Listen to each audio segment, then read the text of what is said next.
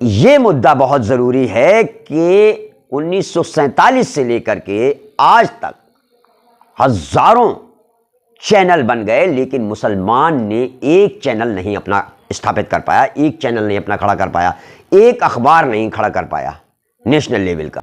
नमस्कार, मैं अरशद वारसी मेरे इस द बर्निंग स्पेस चैनल में आप सभी लोगों का स्वागत करता हूँ।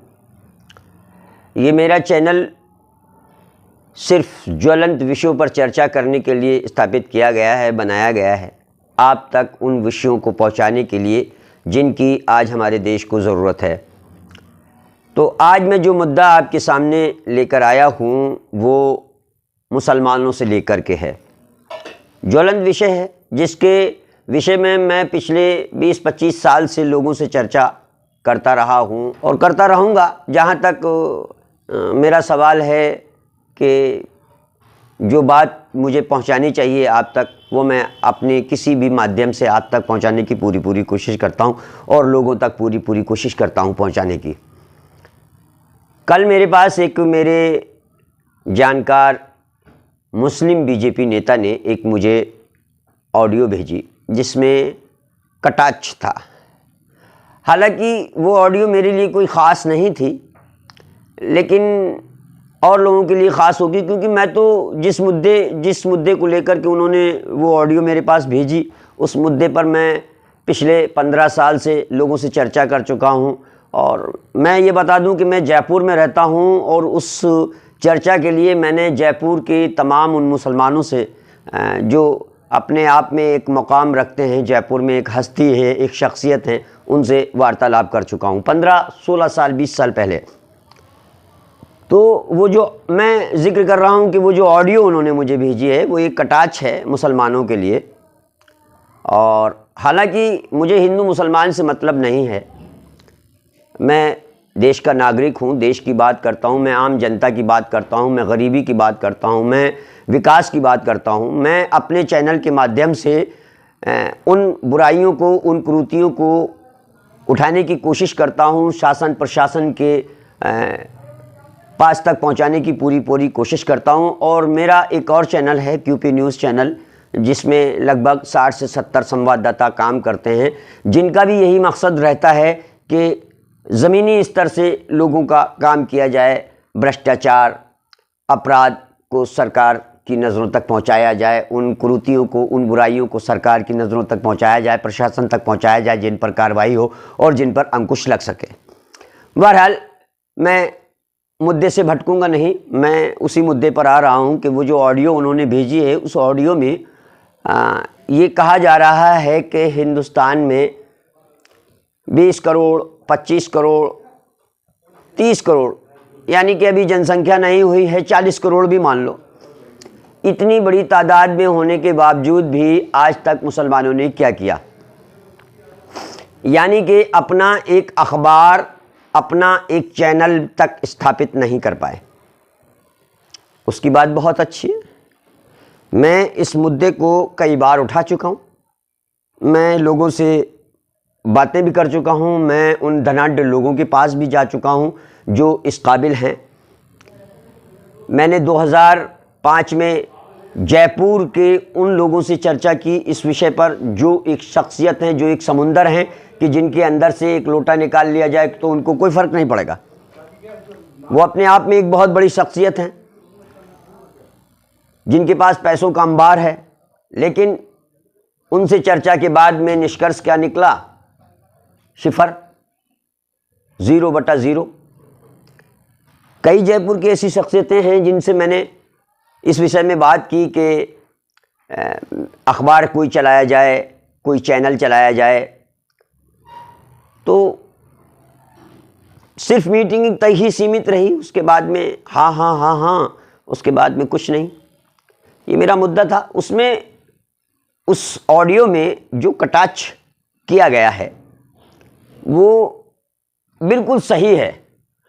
वो अननोन नंबर से कटाक्ष आया है, अननोन कोई आदमी है, मैं नहीं जानता कि वो कौन बोल रहा है, कौन है। मेरे एक बीजेपी के दोस्त हैं, उन्होंने मुझे ये ऑडियो भेजी है। अच्छा, मेन ज्वलंत विषय जिस मुद्दे पे मैं बात कर रहा हूँ ये तो होना ही चाहिए, उसका वो ऑडियो बहुत अच्छा है और उसने जो बात कही है उसमें वो बिल्कुल सही कही है। हमारे मुसलमानों में सब नेता बनते हैं लेकिन नेतागिरी किसी को नहीं आती है। सब फोटो खिंचाने में लगे रहते हैं बड़े नेताओं के साथ में, बड़े नेताओं के पास में अपना पावर पहुँचने, अपने पावर को दिखाने का, जनता को दिखाने का बस ये एक ज़रिया बनाते हैं कि फ़लाने नेता से मेरी बहुत बड़ी पहुँच है, बहुत मेरी जानकारी है। बाकी उनको कुछ नहीं, उनको ऊंचाई तक जाने के लिए कुछ नहीं करना है। पैसे की मुसलमानों के पास कमी नहीं है, बहुत पैसा है, वो चाहें तो बहुत कुछ कर सकते हैं। एक चैनल क्या 10 चैनल खड़े कर सकते हैं, एक अखबार क्या 10 अखबार खड़े कर सकते हैं, लेकिन उसके लिए काबिलियत भी चाहिए, उसके लिए दिल भी चाहिए। क्योंकि अखबार जो है वो एक सफ़ेद हाथी है जिसमें अर्निंग का सोर्स बहुत धीरे आता है, धीरे होता है। अर्निंग 2-4 साल 5 साल तो आती नहीं है। सफ़ेद हाथी का मतलब यही होता है कि उसको सिर्फ खिलाए जाओ, खिलाए जाओ, उससे कोई फ़ायदा होना नहीं, सिर्फ एक दिखावा है कि हाँ ये सफ़ेद हाथी है। ऐसे ही अखबार है कि हाँ ये अखबार है। बड़ी फर्में जो शुरुआत में यानी कि वो एक बनिए वाला इसमें हिसाब है कि छोटी गठरी लगा करके बड़ा गट्ठर हासिल करना, ये अखबार का काम है। सक्सेस हो जाता है तो फिर तो पैसे की भी कोई कमी नहीं। मेरे सामने जो अखबार जन्म लिए, मेरे अखबार काफ़िला परिवार से जो पुराने हैं यानी कि जूनियर हैं, जैसे दैनिक भास्कर है, मेरे सामने पैदा हुआ और आज काबिल तारीफ़ है, उसकी करोड़ों में प्रतियां छपती हैं। तो कई संस्करण निकलते हैं, लगभग 18 संस्करण निकलते हैं जहाँ तक मुझे नॉलेज है। तो ये सब करने के लिए मुसलमानों के पास दिल नहीं है, पैसा लगाने के लिए दम नहीं है। मुसलमानों की एक ख़ासियत क्या है कि वो ये चाहते हैं कि हमने अगर ये 100 रुपये लगाए हैं ना तो इसके 125 मुझे कल ही मिल जाएं, परसों ही मिल जाएं। बुरा ना मानिए, मैं पूरे हिंदुस्तान के मुसलमानों के लिए, मैं सारे मुसलमानों के लिए बात कर रहा हूँ, ये बात कह रहा हूँ, उसमें मैं भी शामिल हूँ। मैं अपने आप को नहीं कि मैं भी एक मुसलमान हूँ और उससे कोई बात नहीं, लेकिन मैं सबसे पहले हिंदुस्तानी हूँ, हिंदुस्तान का बेटा हूँ। तो ये एक बहुत ज्वलंत विषय है और जो ऑडियो उसने भेजी है मुझे, उस ऑडियो में जो उसने बात कही है कि मुसलमानों ने आज तक 1947 के बाद से आज तक क्या किया, एक अपना अखबार तक नहीं खड़ा कर पाए, एक अपना चैनल तक नहीं खड़ा कर पाए। अरे तो ज़िंदगी में तुमने क्या किया? सिर्फ खाया और पीछे ऐसे करके हाथ पोंछ लिया। जिन्होंने अपना पैसा इकट्ठा कर पाया वो उसको दुबकाए बैठे हैं। क्या किया? मैं जयपुर की ही बात करता हूं। जयपुर में ऐसी शख्सियतें, मैं नाम तो नहीं लूंगा, ऐसी शख्सियतें हैं जिनके पास में शायद पैसों का अंबार लगा होगा। उनको खुद को भी नहीं पता होगा कि उनके पास कितना पैसा है। वो एक चैनल नहीं 10 चैनल खड़े कर सकते हैं और सैटेलाइट वाले चैनल खड़े कर सकते हैं, लेकिन उनके पास दिल नहीं है। वो इस काम को करना नहीं चाहते क्योंकि उनको ये पता है, वो बिजनेसमैन है, उनको ये पता है कि इसमें बहुत धीरे से पैसा आएगा और बहुत देर से आएगा और शायद आए ना आए, टीआरपी बढ़े ना बढ़े। इन सब बातों को वो सोचता है। वो जो अपना पैसा, जो अपना बिजनेस कर रहा है उसमें उसको धनाधन पैसे पे पैसा मिल रहा है, तो वो ये सब छोड़ के जनता की सेवा के लिए, जनता के हुकूक के लिए और विकास की बात को करने के लिए क्यों खड़ा होगा? ऐसी चीज़ पे क्यों खड़ा होगा? ये हमारे मुसलमानों की कमी है कि उन्होंने वाकई में आज तक, ये उसकी ऑडियो की जो उसने मुझे ऑडियो भेजी उसमें उसने जो कहा है, जो भी कटाक्ष उसने किए हैं मुसलमानों के लिए बहुत ही बेहतर किए हैं। ऐसा है, आज तक मुसलमान ने कुछ नहीं किया। 2-4 लोग ऐसे हैं जिन्होंने अपनी यूनिवर्सिटियां बना दी हैं और आज थोड़ा बहुत जो भी गुजारा चल रहा है मुसलमानों का वो उससे चल रहा है। शिक्षा के क्षेत्र में भी कुछ नहीं किया मुसलमानों। पैसा बहुत है, पैसे की कोई कमी नहीं है, पैसा बहुत है। अच्छा, एक बात मुसलमानों में और ख़ास बात है देखी जाए, मैं उसके लिए एक डिबेट भी रखना चाह रहा था और जल्दी उस विषय पर भी एक डिबेट रखूँगा और लोगों को बुलाऊँगा, उनसे उस पर भी चर्चा करूँगा कि टांग खींचने में नंबर 1 है।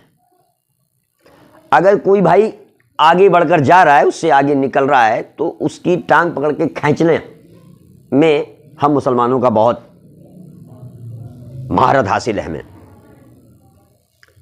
तुरंत उसके पास कहां से आ रहा है, कैसे आ रहा है, क्या कर रहा है, 2 नंबर का काम तो नहीं कर रहा, 3 नंबर का काम तो नहीं कर रहा, उसको सपोर्ट नहीं करेंगे, उसकी खिंचाई करेंगे, उसकी टांग खींचेंगे, उसको ये चाहेंगे कि वो पीछे आ जाए, हमारे बराबर चले, हमारे साथ चले। वो आगे क्यों जा रहा है, कैसे जा रहा है, ये एक ज्वलंत विषय है। ये हमारे मुसलमानों में बहुत बड़ी कमी है, सपोर्ट नहीं करते हैं।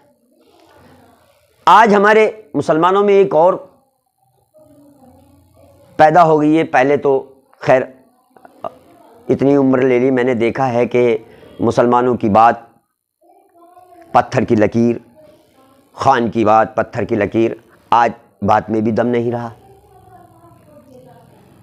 आज उन्हें हलाल और हराम से मतलब भी नहीं रहा, दूसरे के हक मारने से भी गुरेज नहीं रहा, पड़ोसी के हुकूक से भी मतलब नहीं रहा, हमारा पड़ोसी के लिए क्या दायित्व है उससे भी कोई मतलब नहीं रहा। सिर्फ अपने आप से मतलब रहा है, सिर्फ अपने आप से। अपने लिए जो करना है, अपने बच्चों के लिए जो करना है, बस उससे मतलब है। पड़ोसी भूखा मर रहा है, मरने दो। पड़ोस की कॉलोनी में कोई मर रहा है, मरने दो, हमें इससे कोई मतलब नहीं। हमें उसके लिए कुछ नहीं करना है। हमें ये जाके नहीं पूछना है कि वो पड़ोसी जो है हमारा आज भूखा है, सोया है, या उसके पास कुछ है भी या नहीं है, इससे हमें मतलब नहीं है। और अगर पड़ोसी थोड़ा सा उठने लगेगा, थोड़ा सा कामयाबी की तरफ बढ़ने लगेगा, तो फिर कानाफूसी शुरू हो जाएगी कि अरे ये साला कहाँ से ला रहा है, इसके पास कहाँ से पैसा आता है इतना, इसके पास इतना पैसा कहाँ से आ रहा है, क्या कर रहा है ये, ऐसा कौन सा काम कर रहा है यार, बड़ा आगे बढ़ रहा है ये ज्वेलर्स। तो उसने जो ऑडियो में जो बातें कही वो मुसलमानों के लिए बिल्कुल सही है। हालांकि वो वीडियो वायरल हुई होगी, जैसे उसने बीजेपी के नेता ने मुझे भेजी है, ऐसे ही उसने और लोगों को भी भेजी होगी। लेकिन ये मुद्दा बहुत ज़रूरी है कि 1947 से लेकर के आज तक हज़ारों चैनल बन गए, लेकिन मुसलमान ने एक चैनल नहीं अपना स्थापित कर पाया, एक चैनल नहीं अपना खड़ा कर पाया, एक अखबार नहीं खड़ा कर पाया नेशनल लेवल का। वैसे तो अखबार बहुत हैं। अब मेरे जैसे छोटे मोटे साप्ताहिक अखबार चलाते हैं तो उनको कोई सपोर्ट नहीं करता है। मेरी भी टांग खींचने में लगे रहते हैं कि इसका QP न्यूज़ चैनल कैसे चल रहा है, अबे क्या कर रहा है। कोई सब्सक्राइब मुसलमान तो मेरे ख्याल से मेरे अगर 10,000 सब्सक्राइब होंगे तो उसमें 2 ही 3 हज़ार ही सब्सक्राइब होंगे, बाकी मेरे दूसरे भाई। तो ये भी बहुत बड़ी कमी है कि सपोर्ट भी करना नहीं चाहेंगे और फिर उम्मीद भी ये करेंगे कि हमारे लिए कोई कुछ करे। तो ये बहुत ज्वलंत विषय हैं। मैं माफ़ी चाहते हुए, माजरत चाहते हुए ये बात कह रहा हूँ। मैं अदना हूँ, ज़र्रा हूँ आप लोगों के सामने। आप लोग तो बहुत बड़े बड़े पैसे वाले, बहुत बड़ी बड़ी हस्तियाँ हैं। मैं जयपुर में ही ले लूँ, जयपुर की बहुत बड़ी बड़ी हस्तियाँ हैं जो शायद मुझे नाम से भी जानती होंगी, और जब ये अगर ये वीडियो देखेंगी तो शायद मुझे गालियाँ भी बकेंगी, बड़ा साला अपने आप को वो समझ रहा है ना। तो माजरत चाहते हुए मैं अपनी बात को यहीं पे विराम देता हूँ और एक बार उस ऑडियो की फिर तारीफ़ करता हूँ कि जो उसने ये कहा है कि 1947 से लेकर आज तक एक चैनल नहीं अपना खड़ा कर पाए, एक अखबार नेशनल लेवल का नहीं खड़ा कर पाए। तो उस पे हमारे मुसलमान भाई ध्यान ज़रूर दें। नमस्कार, सलाम।